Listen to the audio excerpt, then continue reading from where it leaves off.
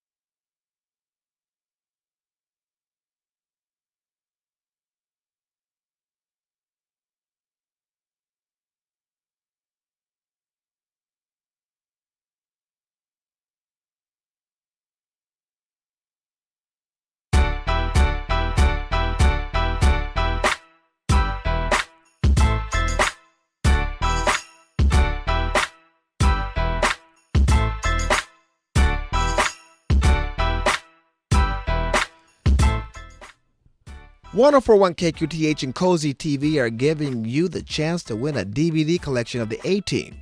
Join Mr. T and the A-Team weeknights at 8 p.m. on Cozy TV. Find it on Xfinity Channel 390, Cox Channel 90, or broadcast channels 5.2 or 4.2, and get more info by going to Cozy TV. That's COZITV.com. All DVD winners will automatically be entered to win a $100 gift card. Register to win at 1041KQTH.com today.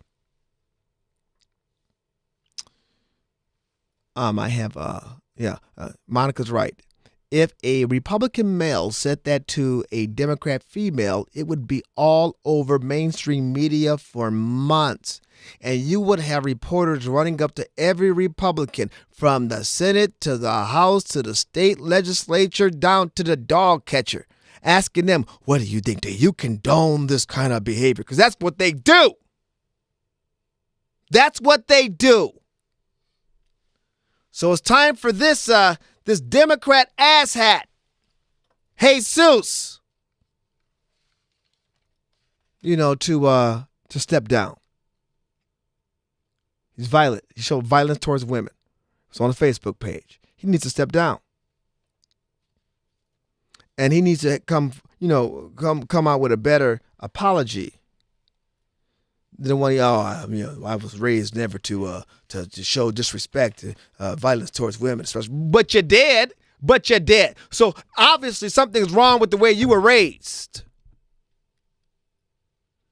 But the sad thing about this is your rhetoric fits right in with what we've been seeing and hearing from Democrats for years. I wanted to punch her in the throat.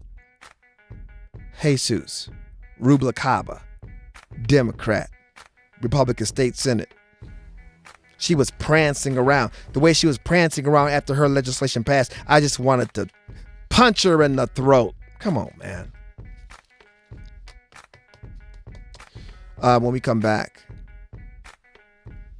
it's 104th anniversary of taxes, income taxes.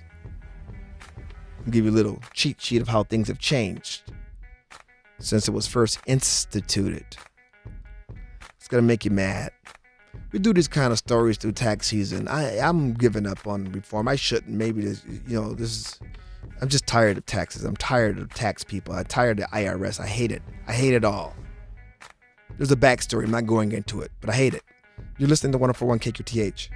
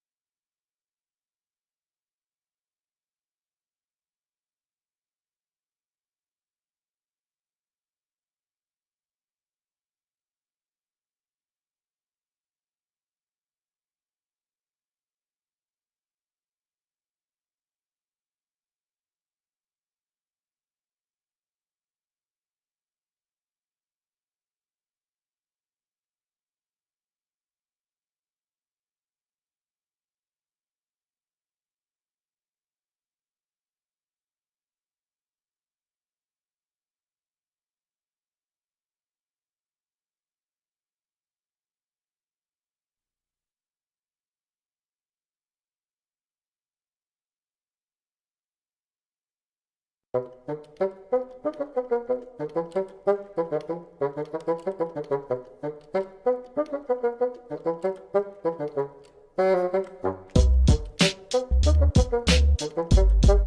listening to 104.1 KQTH, Tucson's News and Talk. Yeah, taxes stink. Seriously, that's why I do them early every year, James. Yeah, good for you. No, like literally like the first week of February. I know I'm you're like, freaking out over where let's when am I go. gonna get my 1040. Yeah. Right.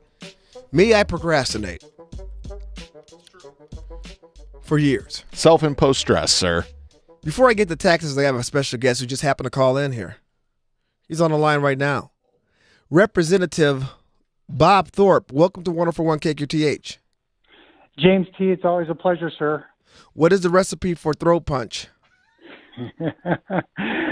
I don't know, but I think you serve it with, those little knuckle sandwiches you make with whole wheat bread? Yes.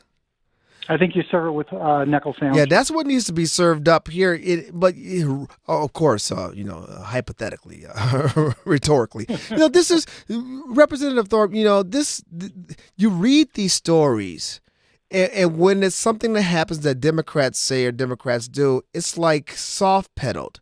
But if it's something that a Republican says or a Republican does, it is on full blast. Like I said right before the break, if a Republican senator or legislator were to say something like this, it would be from the Senate in Washington, D.C., to Congress, to the state houses across the land, to Republican dog catchers will all be asked about it. Oh, what about that? You hear what he said. What do you think about this words? What do you think about violence towards women? And yet, on the other side, it's like almost crickets.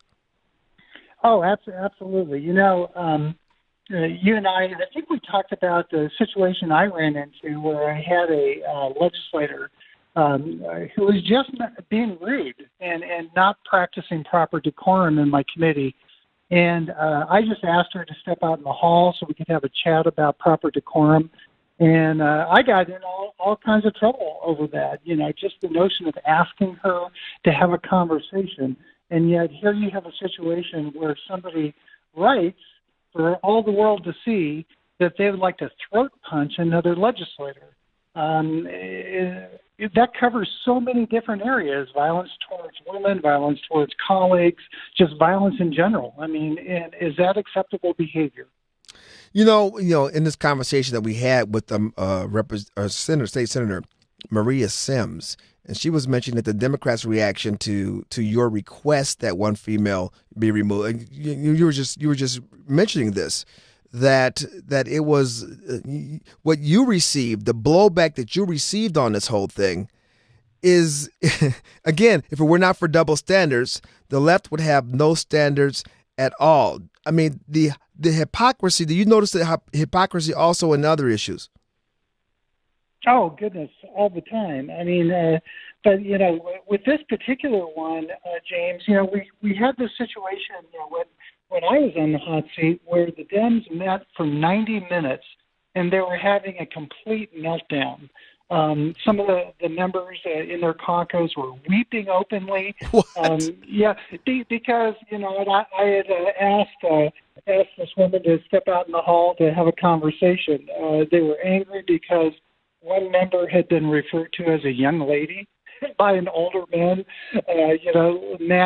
legislator. And so, but in this situation where you have a Democrat who, basically suggests violence towards another legislative member, I don't believe that they met, and there certainly wasn't tears and anguish or anything like that over that situation.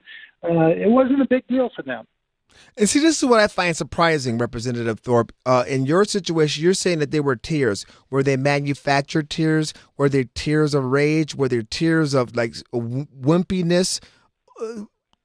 I think it could definitely dovetail into what we've been watching across the nation after Trump was elected. The Democrats and the liberals in particular have just completely melted down, as you well know. Right.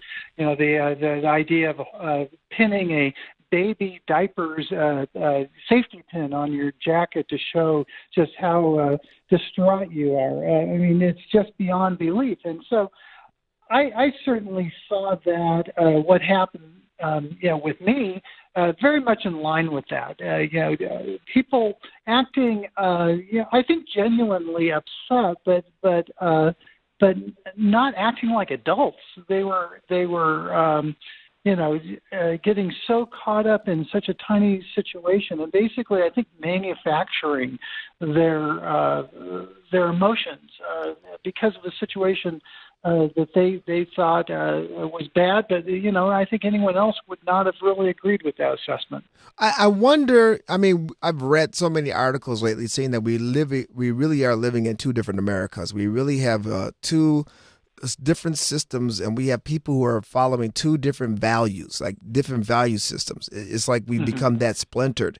And I think the story you just gave us, when you juxtapose it to the whole throat punch in the throat thing, is illustrates that we really, how can you be upset about you having a colleague in the hallway saying, look, you have to hear the rules, as opposed to no reaction whatsoever or tepid reaction to violence, to violent talk on a representative's Facebook page.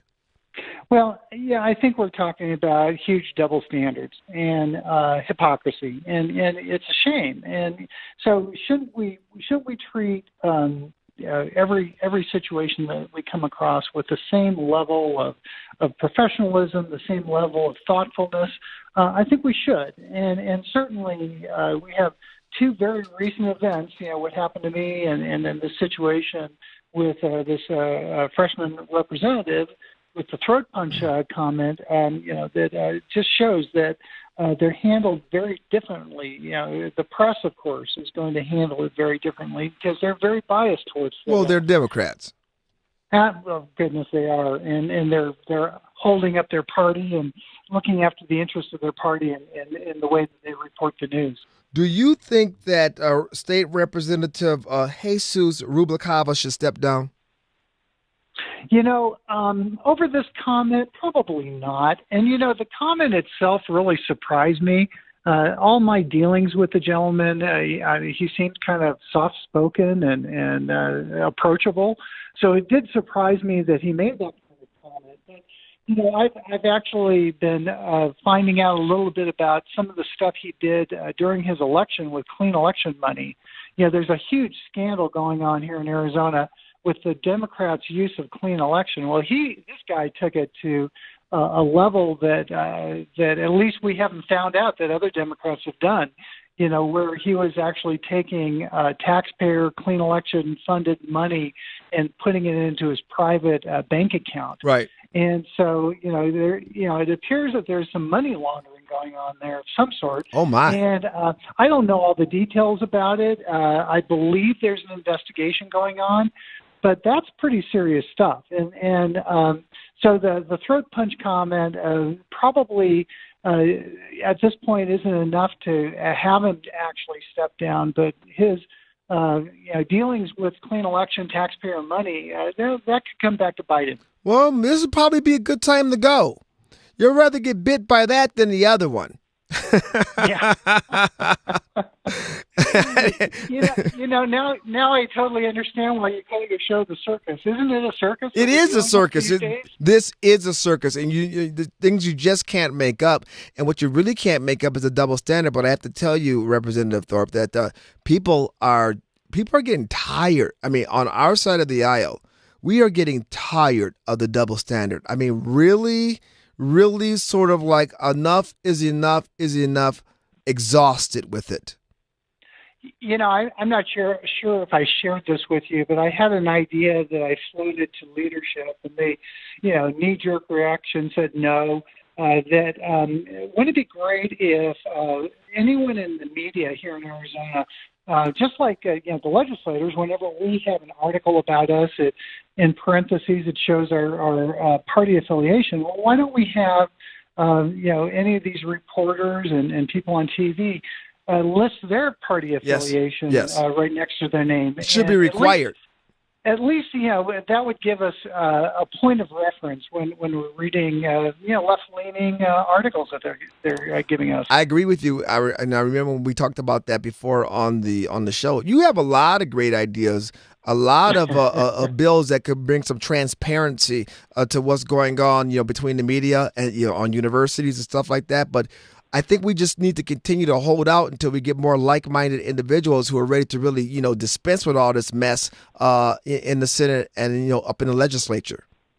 Well, I definitely need people that are going to support good ideas, reforms that help our state and our citizens. And some of them are controversial and kind of pushing the envelope, but I think that our envelopes have been pushed over the years. We've had this left bias that has just seeped into all aspects of government, all aspects of our educational system.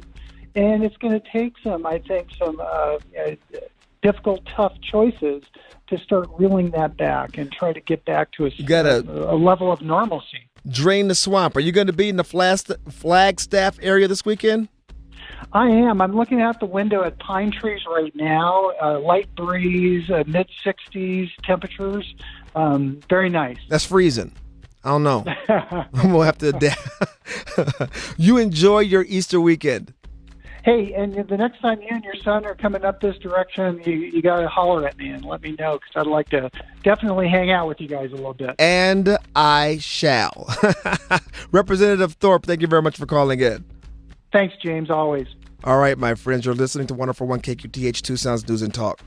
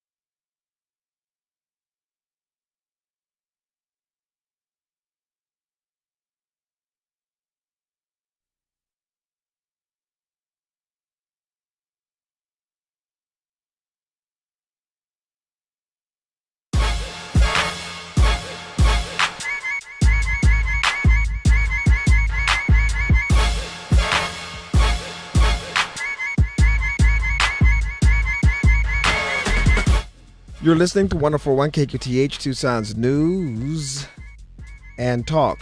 Now, here I am looking at, that stuff, Ross, getting ready for the Freaky Deek, the toned-down Freaky Deek story of the week, and lost the page that I was on.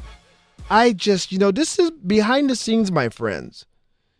Today's show is it's kind of crazy. All right, hold on a second. How I was on the page, so it should be registered in the history, right? So why is it not? Mac problems. It's not a Mac problem. This is just great. Okay, hold on a second. Do you have a history tab? That's what I was looking at. Do you have a recent pages tab or anything? Man. No, it's not even. Breathe. He got excited about a story in the 5 o'clock hour. I did everybody. get excited. I did, though. And I was kind of shocked by the whole thing. He even showed me research. So, We had to verify that this was true. Right. Okay, wait a minute. Okay. I don't even have it. Here we go. I just found it. No, that wasn't it. Because, it stopped printing because the printer broke. That's why I was crawling under the desk to try to fix the printer. And then it didn't print the rest of it out. And then you were choking on dust. Well, it's dusty under there. See, you don't understand what I do to, I'm just glad you didn't throw your back out. Glad to come fix me. Well, yeah, that started with Kyler Diggs. It's like, are you all right down there? 104 years later, the income tax then and now, check it out. 1913, the top margin, that's when we had, who was that? I forgot. Who was the president that had the great idea? Wilson? No. He signed in, he did the income tax and he also did the Federal Reserve. Doomed this country. I think it was Wilson. Let me see. 1913, the top marginal income tax bracket was 7%. Today, it is 39.6%. We're talking about the Federal Reserve Act? Yeah. Woodrow Wilson. Yep. 1913, the marginal income tax bracket was 1%, 1 through 7%. Today, the range is 10 to 39.6%. In 1913, there were 400 pages in the tax code. Today, there are 74,608 pages in the tax code. In 1913, the family standard deduction was $98,425.45 in today's dollars. The family standard deduction now is just $12,600. See, I'm getting mad. I'm saying, ooh. When the income tax started in 1913, only 358,000 Americans had to file a 1040. Today, it's 358,000. Today, it's 148,606,578.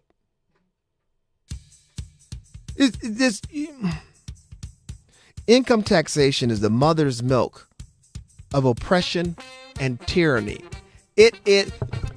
Our income should not be taxed. It should be a national sales tax or a flat tax, but not even a flat tax, because it shouldn't be based on our income.